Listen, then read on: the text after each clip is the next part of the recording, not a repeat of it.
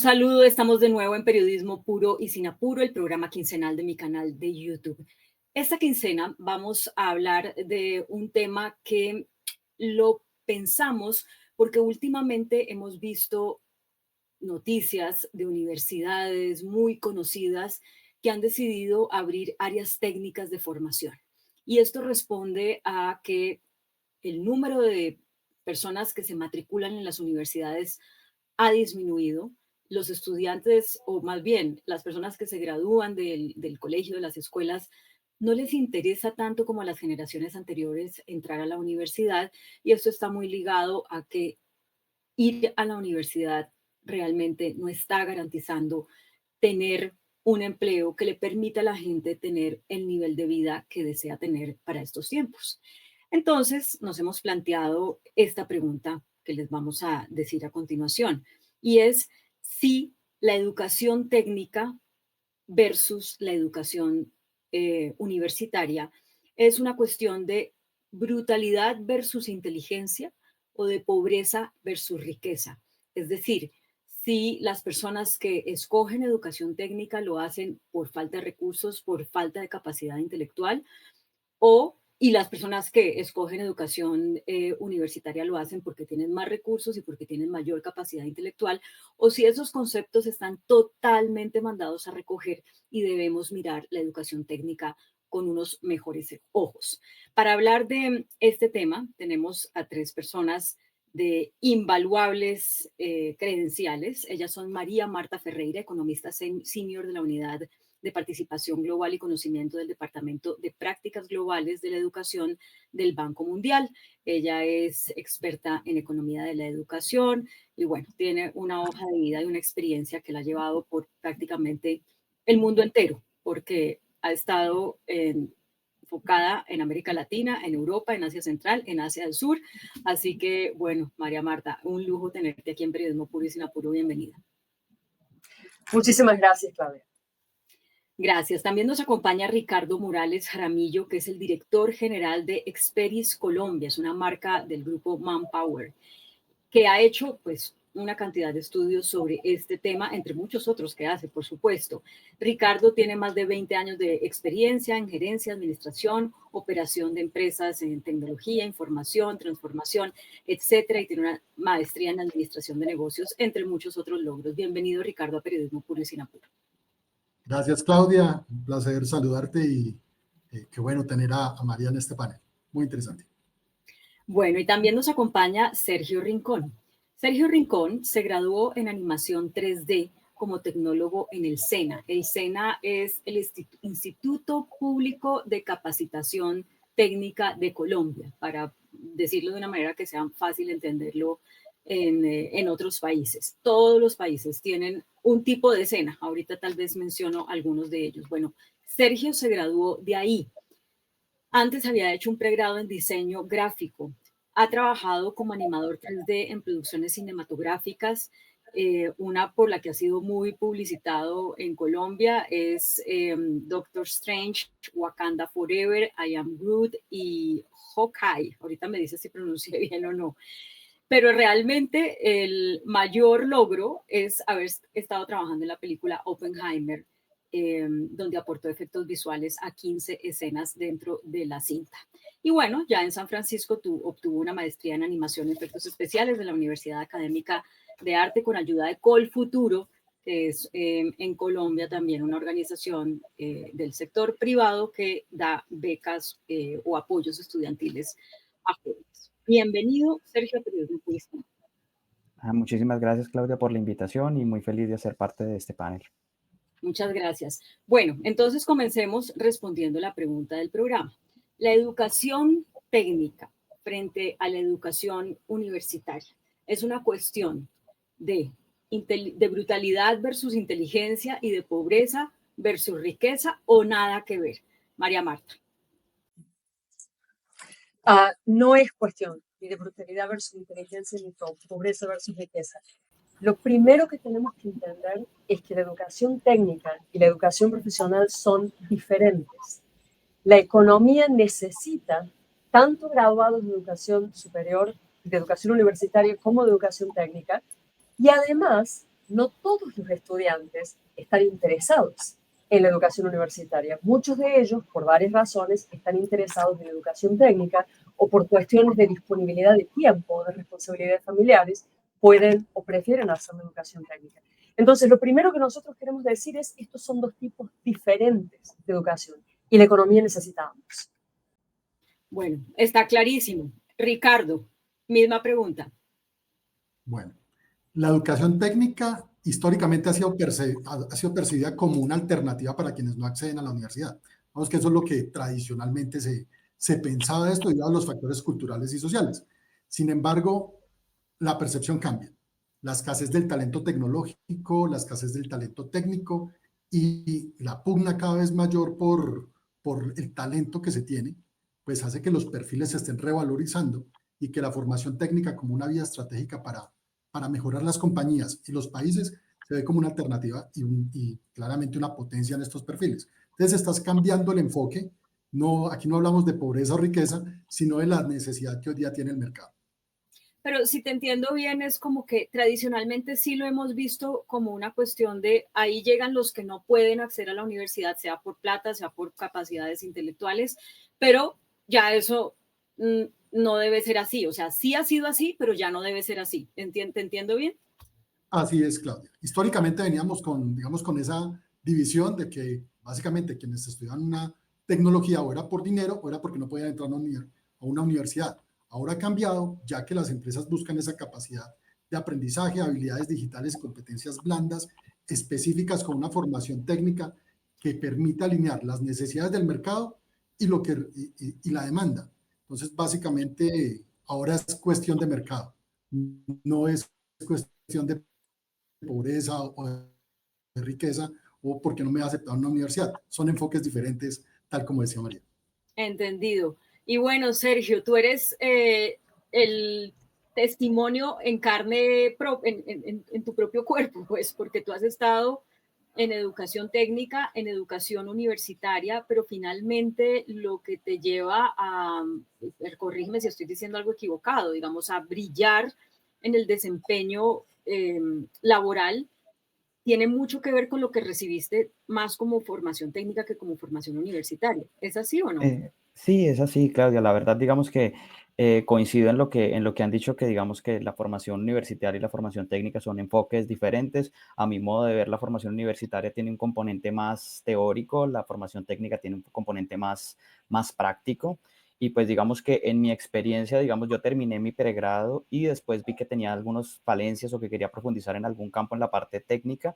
Por eso decidí después estudiar en el SENA la tecnología en animación 3D y luego me fui a estudiar una maestría en el exterior que también tenía un componente básicamente muy técnico, muy operativo, porque la idea es que tú puedas ejecutar o plasmar todas las ideas de un director de un determinado proyecto utilizando diferentes herramientas tecnológicas, diferentes software y diferentes, digamos, cumplir diferentes procesos. Entonces, que digamos que lo que hablábamos, o sea, son perfiles diferentes, pero que yo considero que se complementan muy bien, tanto la parte conceptual como la parte ya de ejecución, la parte operativa.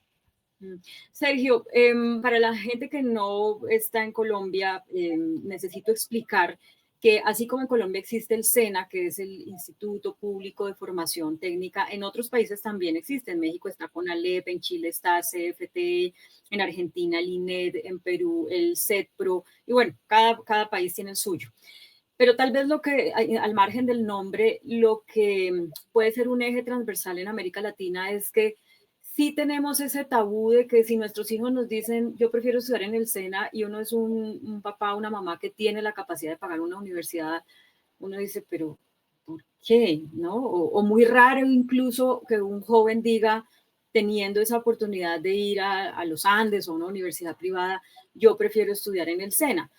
Y tú, pues tomaste esa decisión, no sé si tenías la capacidad económica o no, pero lo que quisiera es que nos cuentes cómo rompiste el tabú social, si se quiere, o el prejuicio social. Pues mira, digamos que en mi caso, yo conocí del SENA por un profesor de la universidad. En mis últimos semestres vi una materia de animación 3D y el profesor que nos daba esa clase, él también era instructor en el SENA y nos contó un poquito de la tecnología en animación 3D y ahí fue como que, digamos, conocí pues cómo funcionaba todo el proceso educativo en el SENA, que era una tecnología, que era de 2 años, qué temas veían y demás. Y pues la verdad pues me llamó muchísimo la atención porque más que pensando en que fuera gratuito, que fuera accesible, me gustó porque era difícil encontrar un tipo de proyecto educativo, una formación en Colombia de ese tipo tan especializada. Yo considero que para mí la tecnología en animación 3D, más que una capacitación tecnológica, fue una especialización, en mi caso, para formarme en algunas cosas que habían quedado un poco, las había visto muy por encima durante mi pregrado. Entonces, digamos que eso me llevó no a verlo como la educación, digamos, por no tener recursos, sino más bien como una formación complementaria a mi pregrado.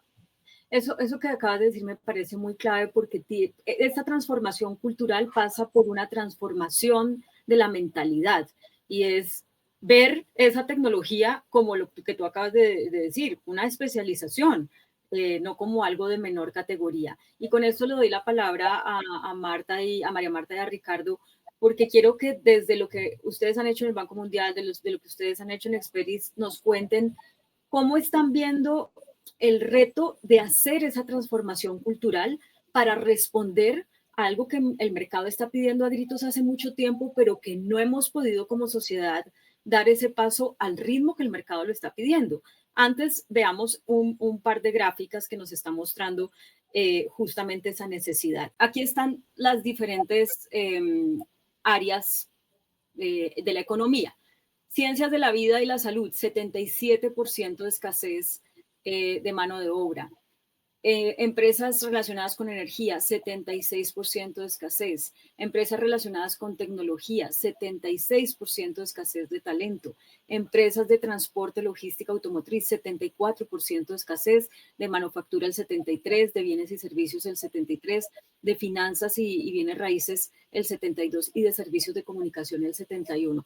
A mí me parece realmente dramático, ¿no? Para un empleador tener que estar lidiando con este nivel tan alto de dificultad para conseguir talento. Entonces, recapitulo la pregunta para Marta y para Ricardo. Desde lo que ustedes han visto, ¿qué tan listos estamos ya para hacer ese cambio de mentalidad que nos permita dar el salto para no seguir peleándonos como nos hemos peleado con tantos años entre, la formación académica no responde a las necesidades del empleo, miren la dificultad que tenemos para conseguir mano de obra, pero no hacemos nada sustancialmente que nos lleve a ese cambio? ¿Qué vemos frente a esto? Que frente a las universidades y el mercado, vemos que la tecnología está permanentemente avanzando. Si miramos qué ocurrió hace 6 meses versus lo que ocurrió en el último mes y lo que ocurrió, por ejemplo, en la última semana en inteligencia artificial, vemos que la rapidez con que está avanzando todo esto es diferente a la rapidez con la que estamos entrenando a las personas digamos, en las universidades y en los institutos técnicos y tecnológicos. Esto nos lleva a pensar que se requieren cada vez cursos cortos para actualizar a las personas. Y más allá, que hay lo que vemos en Sergio, que tiene un tema particular de aprendizaje que le gusta explorar, que muchas veces no se ve en las carreras tradicionales. Esto es una forma. ¿Cómo lo podemos hacer? Incentivando, digamos, por políticas públicas, que el talento joven o la nueva generación empiece a interesarse en este camino. Y el camino es muy amplio. Como viste en la escasez de talento, son muchos. Es como identificamos precisamente lo que está buscando la nueva generación con lo que se está ofreciendo en el mercado, con las necesidades de las compañías y tener, digamos, ese lazo fuerte entre las instituciones técnicas y tecnológicas y las universidades y claramente el mercado, que hoy día, digamos, no se ve, no hay una cooperación tan fuerte que permita incentivar al talento joven a estudiar lo que se requiere. Y no solamente en tecnología, lo veíamos en salud, en manufactura, y allí lo que podemos hacer son cursos de duración corta que también estimule a las personas a hacerlo de una forma mejor, encontrarle realmente sus habilidades y talento, sobre todo con las nuevas generaciones. La generación Z está buscando temas diferentes a lo que era la generación nuestra, por ejemplo.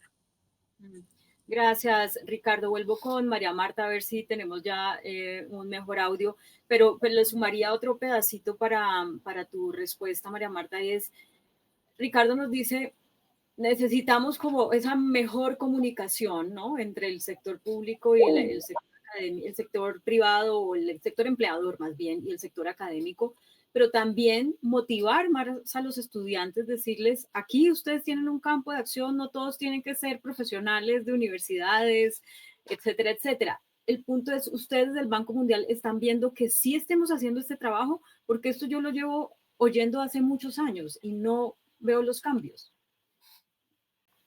¿Sí me escuchas ahora? Sí, está mejor. Sí, perfecto. Ok. Esta es una pregunta muy importante, es una pregunta realmente importante. Y para responder a tu segunda pregunta rápidamente, no lo estamos haciendo bien. Las carreras técnicas tienen un estigma, todavía tienen un estigma. El estigma quizás se esté erosionando, pero todavía existe. Y yo creo que es porque hay toda una serie de tareas que todavía no hemos implementado.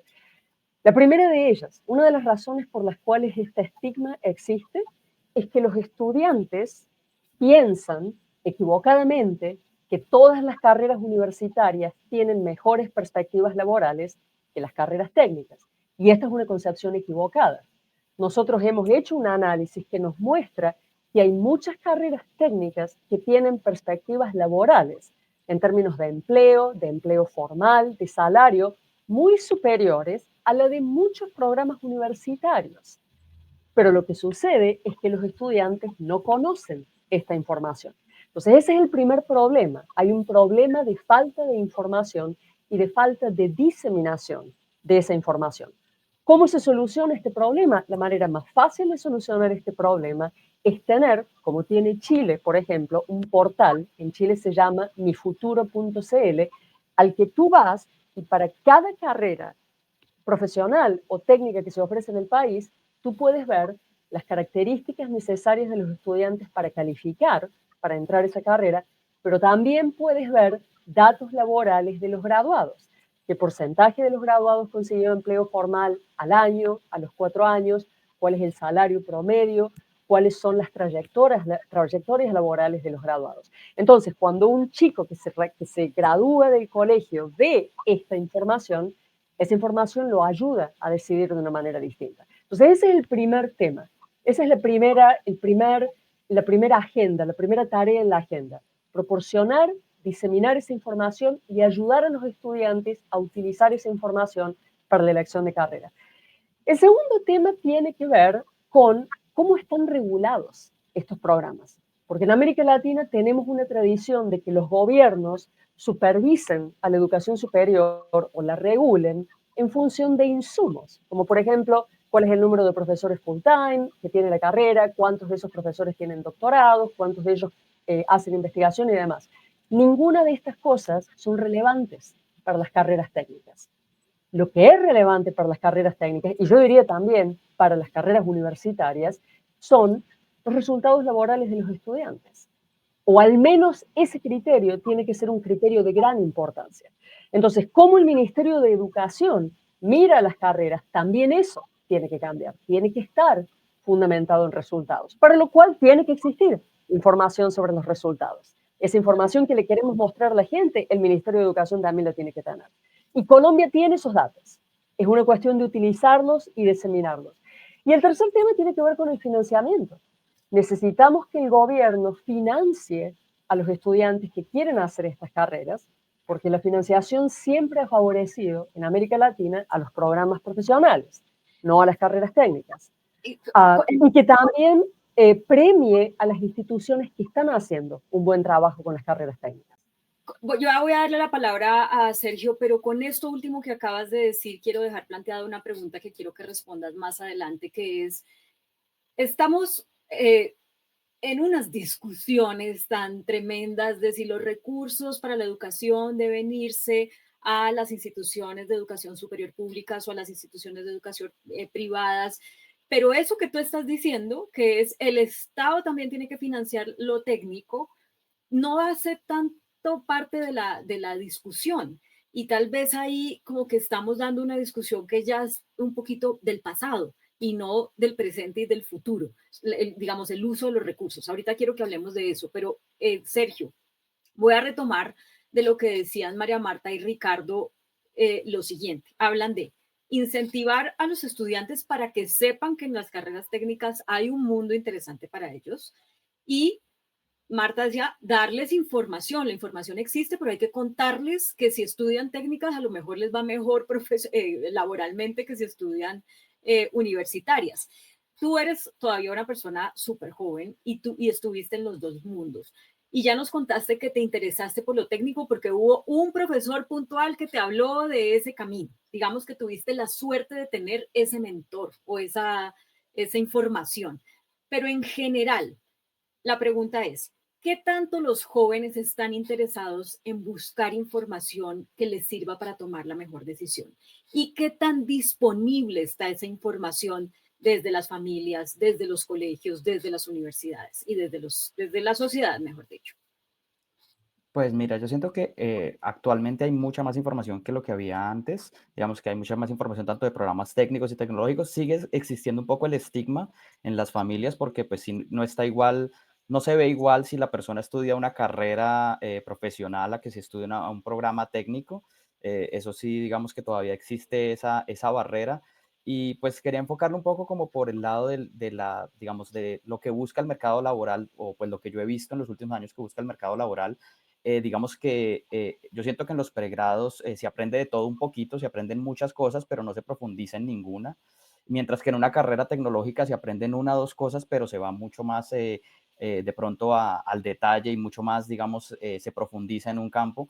Y yo siento que el mercado laboral ahorita está buscando más especialistas que generalistas. Entonces, en ese campo me parece que las carreras técnicas y tecnológicas tienen una parte fuerte. Ya, digamos, lo demás viene siendo también, pues lo que hablaban anteriormente, depende de lo que quiera cada persona, del enfoque, de sus pasiones, digamos, en el campo en el que quieran ellos trabajar. Pero sí considero, retomando la pregunta que tú me decías, que pues en estos momentos hay mucha más información, pero sigue existiendo un poco el estigma de que las carreras técnicas y tecnológicas son solamente para personal operativo, y que a veces se considera de que, bueno, por tener un cartón de tecnólogo, de técnico, no se va a verse igual remunerado que un cartón de profesional. Gracias, Sergio. Yo quisiera saber desde, desde los estudios que ustedes han hecho, tanto en el Banco Mundial como en Experis, ¿qué es lo que hay que hacer en materia de inversión de los recursos para que esa inversión de los recursos también acompañe ese cambio que ya sabemos que se debe dar? Y es una desestigmatización de lo técnico, una ponderación de lo universitario y además como una visibilización de que todos cabemos en la sociedad y tenemos derecho a unas condiciones de vida dignas independientemente de si somos universitarios o somos técnicos, que es un poco lo que pasa en algunos países de Europa, donde en quinto de primaria la profesora o el profesor le dice a los papás del niño o de la niña, eh, este chico, esta chica tiene que seguir la ruta de formación técnica o tiene que seguir la ruta de formación no sé cómo le llaman allá, como, bueno, no técnica, ¿no? Más intelectual, si se quiere. Y, y funcionan así esas sociedades, funciona así Alemania, funciona así Países Bajos, y no están pendientes de ver si para una persona casarse no está pendiente de ver, ay, pero tú estudiaste técnico o estudiaste universitario. Entonces, porque todos tienen derecho a vivir de manera digna, independientemente de cuál haya sido la ruta que les marcó la escuela desde muy chiquitos. Entonces, todo esto para pedirles cómo deberían enfocarse mejor los recursos para poder aportar a esa transformación de esa mentalidad. María Marta. Bueno, yo creo que hay tres principios cuando pensamos en cómo focalizar los recursos. El primero, y estamos pensando en recursos públicos, entonces el primero es, necesitamos ser estratégicos. Entonces, el país tiene que pensar cuáles son las necesidades del país, cuáles son las necesidades de la economía, y en función de esas necesidades, asignar recursos. Es decir, el ministerio tiene que tener alguna idea de cuántos ingenieros, cuántos técnicos, cuántos animadores, cuántos profesores, cuántos operarios se necesita la economía y en función de eso asignar recursos. Entonces, no es una cuestión de le vamos a dar dinero a las universidades versus al SENA versus los institutos técnicos. Es cuestión de qué necesita la economía y en función de eso vamos a asignar recursos. ¿Cuáles son los sectores estratégicos? cuáles son las industrias a las cuales estamos apostando, cuáles son los desafíos país que enfrenta Colombia y que necesitan recursos de todo tipo a nivel intelectual. Ese es el primer principio, ser estratégicos. Yo diría que el segundo principio tiene que ver con la necesidad. Hay estudiantes que, por la condición de los hogares de los cuales provienen, necesitan más ayudas que otros.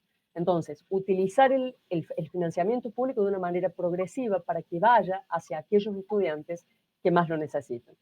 Y el tercero tiene que ver con ser eficientes y financiar a los programas que mejores resultados tienen.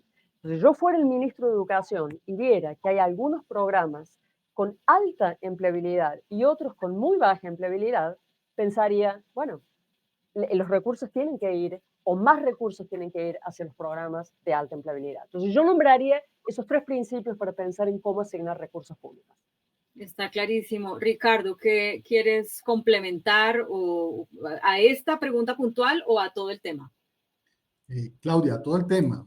Yo creía, uno, que hay que incentivar la educación técnica y aquí viene la destinación de los recursos, con becas y campañas de prestigio. Lo decían bien ahora, lo mirábamos en el panel, y es técnicos y tecnólogos anteriormente se veía mal, hoy es distinto. Hoy la especificidad en lo que se debe hacer es mucho más valorada por los empresarios. Segundo es actualizar los currículos en colaboración con el sector productivo. ¿Cómo podemos encadenar la academia con el sector productivo para poder generar esas campañas específicas de lo que se requiere y disminuir esa brecha de talento que hoy día tenemos? El tercero es cómo fomentar esas alianzas público-privadas para prácticas y formación dual. Hoy tenemos una situación y es que todo el talento que va saliendo, llamémoslo el talento junior, muchas veces en las empresas no llega. ¿Cómo podemos trabajar de forma tal que estos chicos que están saliendo de las universidades o de los institutos técnicos o tecnológicos puedan encadenarse mucho más fácil? Y el cuarto, algo que se perdió, en mi época existía, era cómo promover la orientación vocacional desde la secundaria, lo que decías que pasa en Europa. Estas acciones son claves para poder cerrar esta brecha. Cómo llegar a esa orientación que me permita llevarlos desde la fortaleza que tengan los niños, desde el colegio y desde la escuela y el colegio, y orientarlos a lo que realmente están buscando. Yo creo que esa es una de las formas para cerrar esa brecha de talento que tenemos hoy y mejorar la empleabilidad del talento colombiano, que de golpe, hay que decirlo, es muy apreciado a nivel latinoamericano y a nivel global. Sí, lo hemos vivido quienes hemos trabajado por fuera. Eso es en medio de lo que tenemos que mejorar, realmente también es importante destacar en qué somos mejores que la región. Yo quiero ya para cerrar compartir algunos datos para ya dejarnos a todos pensando. En América Latina y el Caribe hay casi 7 millones de personas jóvenes desempleados, esto según cifras de la Organización Internacional del Trabajo. En países como Uruguay, el desempleo de los jóvenes es del 28%, Costa Rica el 23%, Colombia el 20%. El desempleo de las mujeres en la región es 16%, el desempleo de las mujeres jóvenes de la región 16,6% y de los hombres el 11,6% según la Organización Internacional del Trabajo también. Con estos datos, la conversación sobre la formación para la vida laboral es una conversación urgente. Yo personalmente he estado en los últimos años en muchos paneles, en muchos foros donde oigo esto. Es una conversación urgente, pero tomar las medidas que se requieren para hacer los cambios que este panorama nos está pidiendo a gritos, pues está tomando demasiado tiempo. Entonces creo que todos, desde el rol que jugamos, pues tenemos que hacer algo. Muchas empresas están ya en lo que llaman upskilling y reskilling para enseñarles a sus propios empleados cómo estar listos para otro tipo de oficios. Los gobiernos, pues no siempre hay continuidad en las políticas de unos a otros, pero también cada uno de los seres humanos, de los miembros de una familia, los hijos, los papás, las mamás, tienen mucho que hacer a la hora de orientar a sus hijos vocacionalmente. Y ayer me preguntaba la persona que trabaja en mi casa y que me ayuda, que ha hecho un gran esfuerzo para que su hija sea profesional. y me decía, le están ofreciendo una práctica, pero no le pagan. ¿Usted me recomienda que la tome o que no la tome? Y yo le decía, yo le recomiendo que haga lo que la dé a conocer, porque cuando uno no tiene experiencia, necesita estar donde conozcan uno qué potencial tiene. Entonces, en este momento lo importante no es si le pagan o no le pagan. Pero muchas familias no saben ni siquiera responder esa pregunta porque están pensando en el pan de cada día. Y por eso todos como sociedad deberíamos tener estas conversaciones para que haya más información a la mano disponible para quienes necesitan esta información para tomar las mejores decisiones. Así que muchísimas gracias a ustedes, a Sergio, a María Marta, a Ricardo, por haber participado en este programa. Sé que se queda corto para lo enorme e importante que es este tema, pero creo que con lo que hemos hablado aquí podemos aportarle a mucha gente que está tratando de tomar las mejores decisiones. Muchas gracias. Gracias. Y a ustedes también muchas gracias por acompañarnos. Los esperamos en una nueva emisión de Periodismo Puro y Sin Apuro. Recuerden que los domingos cada 15 días en mi canal de YouTube, Claudia Palacios Oficial, a las 10 de la mañana, hora de Colombia. Recuerden suscribirse. Chao, chao.